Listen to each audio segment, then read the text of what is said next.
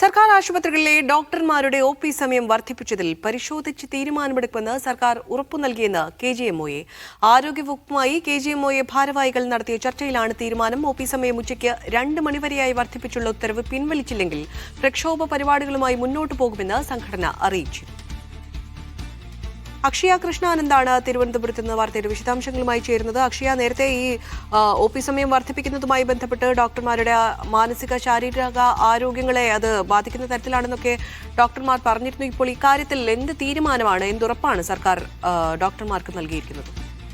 ഈ ഒരു ഉത്തരവുമായി ബന്ധപ്പെട്ട് ആ ഒരു ഉത്തരവിലുണ്ടായിട്ടുള്ള പ്രശ്നങ്ങളെല്ലാം തന്നെ, ഡോക്ടർമാർക്കുള്ള ബുദ്ധിമുട്ടുകളെല്ലാം തന്നെ പരിശോധിച്ച് എന്താണ് സംഭവിച്ചതെന്നുള്ള കാര്യത്തിലെല്ലാം തന്നെ പരിശോധന നടത്തിയതിനു ശേഷം ഒരു തീരുമാനത്തിലേക്ക് എത്തൂ എന്നുള്ള രീതിയിലേക്കാണ് ഇപ്പോഴെന്തായാലും ഇന്ന് നടന്ന ചർച്ചയിൽ എന്തായാലും സർക്കാർ ഉറപ്പു നൽകിയിരിക്കുന്നത്.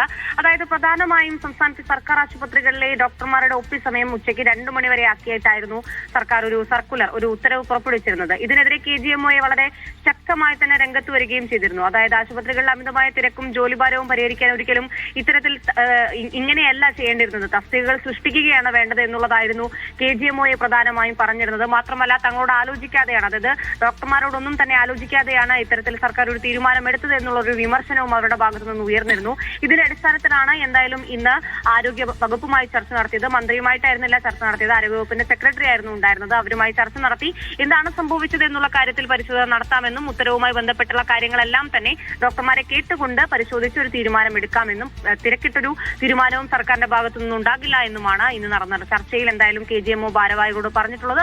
അതുകൊണ്ട് തന്നെ ഈ ഒരു സമരവുമായി ശക്തമായി മുന്നോട്ട് പോകാൻ അവർ തീരുമാനിക്കുന്നില്ല. പിന്നീടുള്ള കാര്യങ്ങൾ സർക്കാരുമായി ബന്ധപ്പെട്ട് എന്താണ് തീരുമാനങ്ങൾ എന്നുള്ള അടിസ്ഥാനമാക്കിയായിരിക്കും മറ്റ് സമരപരിപാടികൾ എന്തായാലും KGMOയെ തീരുമാനിക്കുക. ആരതി.